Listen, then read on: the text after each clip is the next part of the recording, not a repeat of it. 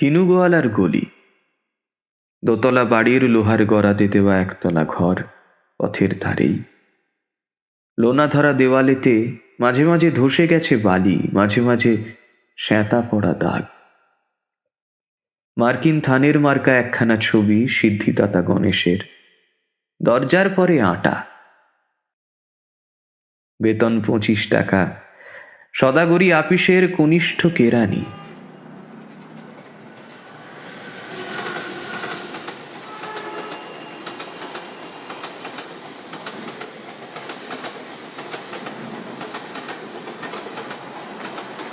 শিয়ালদা স্টেশনে যাই, সন্ধেটা কাটিয়ে আসি। আলো জ্বালাবার দায় বাঁচে। ইঞ্জিনের ধস ধস, বাঁশির আওয়াজ, যাত্রীর ব্যস্ততা, কুলি হাঁকাহাঁকি। 10:30 বেজে যায়। তারপরে ঘরে এসে নিরালা, নিঝুম অন্ধকার।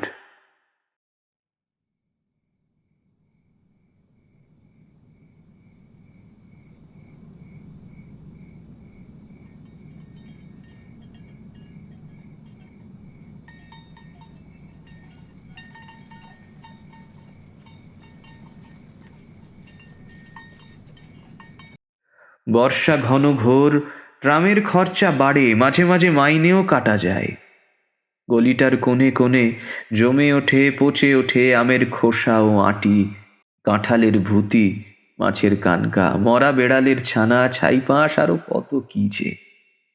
বাদলের কালো ছায়া স্যাঁতস্যাঁতে ঘরটাতে ঢুকে কলে পড়া জন্তুর মতন মূর্ছায় অষাঢ়।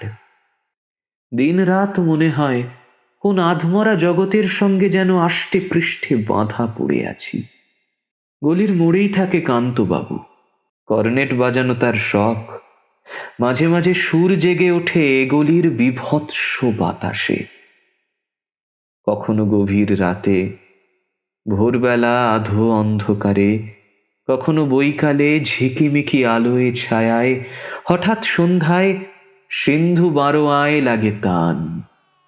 সমস্ত আকাশে বাজে অনাদিকালের বিরহ বেদনা। তখন মুহূর্তে ধরা পড়ে এ গলিটা ঘোর মিছে, দুর্বিষহ মাতালের প্রলাপের মতো। হঠাৎ খবর পাই মনে, আকবর বাদশার সঙ্গে হরিপদ কেরানির কোনো ভেদ নেই। বাঁশির করুণ ডাক বেয়ে ছেঁড়া ছাতা রাজছত্র মিলে চলে গেছে এক বৈকুণ্ঠের দিকে। এ গান যেখানে সত্য, অনন্ত গোধূলি লগ্নে সেইখানে বহি চলে ধলেশ্বরী। তীরে তমালের ঘন ছায়া, আঙিনাতে যে আছে অপেক্ষা করে, তার পরনে ঢাকাই শাড়ি, কপালে সিঁদুর।